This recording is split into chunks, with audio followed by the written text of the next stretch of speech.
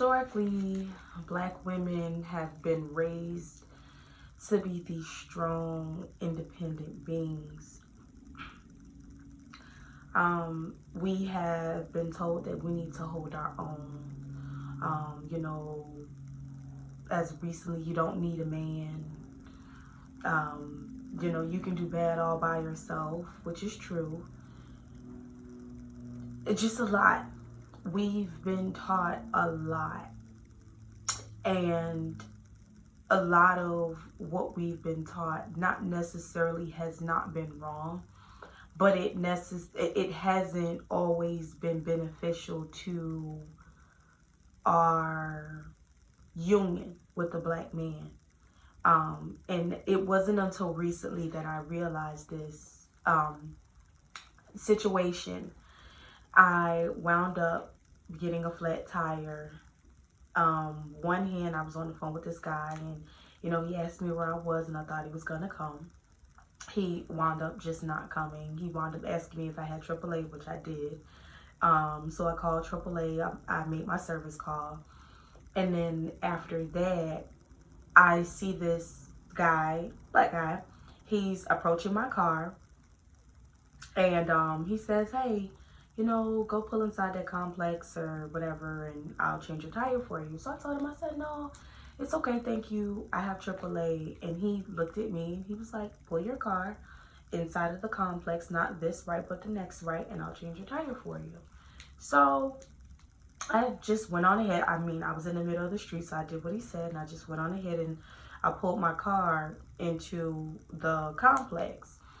And he very calmly comes to the driver's side of the car, and he's like, "Hey, I'm just here to help you. I just came from picking up my daughter from her party. We literally live in this complex. We were about to go upstairs or whatever. I just want to change your tire for you so you can be on your way." So I get out the car. I tell him what happened. I'm like, "Hey, I was just at the restaurant with my friends, and all of my little business." And his daughter gets out of the car. She introduces herself, and she tells me about her party. I apologize, for holding her up, because I'm like, "Hey, she's a pretty little girl." I'm like, "Hey, I'm pretty sure after all this partying you did, I'm pretty sure you're ready to go home." So she's like, "No, it's fine. I ate too much, and it doesn't matter. And we just like helping people." And it kind of just like blew me away, because this little girl was really just like nonchalant about her dad like changing my tire. He basically changed the tire. He didn't want me to touch anything. The little girl's just on her phone. She's showing me these little cute cats and all of this stuff. And in the process, I wound up getting the service call, which I had to cancel because he was already taking care of my tire for me. And he changed my tire, and he sent me on about my way. He literally put my things back in the car, and he got his daughter. He got in his car. He told me to have a good night. I asked him his name. I asked his daughter her name. They told me their names. He got in his car and he left. And it was at that point I realized that we could be doing this black woman thing just a tad bit wrong, because I don't think that often we give men that room to be men to us. I don't think that often we put ourselves in a place, and not saying that you need to be this damsel in distress, and you need to be completely helpless to a man. That's not what I'm saying. What I'm saying is, not often do we allow men to have their stay. Not often do we allow men that room to be themselves and to find out how much of a man they are. And more so on a note, when it comes to black women in relationships, there's nothing that we need to compensate for. I used to be one of those people, "Oh, let me show this man that I'm not a liability. Let me show this man that, I'm worth something. Let me show this man I can help him." And like I said, it was until recently, specifically that night when that guy changed my tire, that I realized that our black men, our men in general, already see the value in us. They already see it. It's already there. All we have to do is just be women. And it was when I came to that resolution, and I had that, what some people would call epiphany, that I realized I don't need to go in my relationship trying to compensate and show that I'm not a liability. This man already sees value in me, and that's why he's with me. That's why he's courting me. That's why I have his time and attention.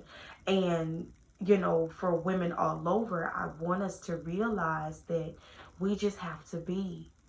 That's all we have to do. It's really that simple. And I did not realize how simple it was until that night. We already have in us what that man needs. We don't need to compensate for anything else. We don't need to come with our checks and, you know, make him feel small. We don't need to tell him about how, you know, we can do so much better. He knows that already.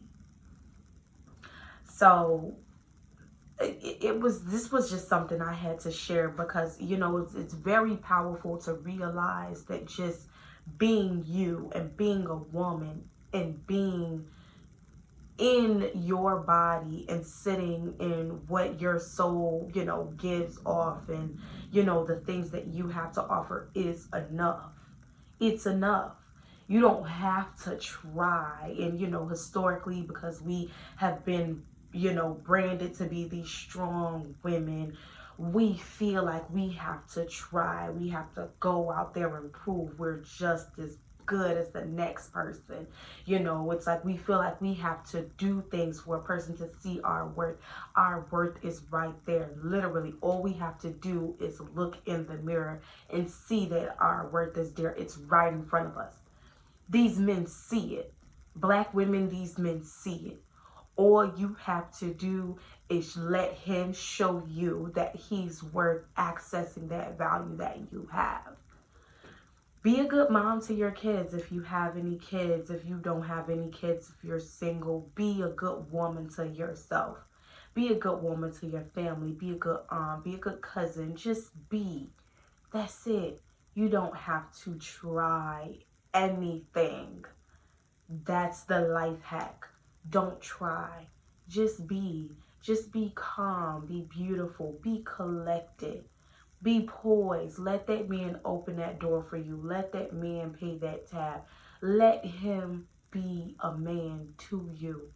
And you will see that you don't have to be as strong. You will see that we're not in this fight by ourselves, because then you'll realize that you have that brother, that father, that cousin, that spouse that is willing to pull those resources with you and make that life happen with and for you. But you can't go against him. You can't. And the minute that you decide that you want to step in his shoes, you're hurting. You're hurting yourself, and you're hurting us. Because then guess what? That man throws his hands up and he sees that next woman, and he decides that he can't get anything done with you. Just be a woman. That's all I have to say. That's it. Just be.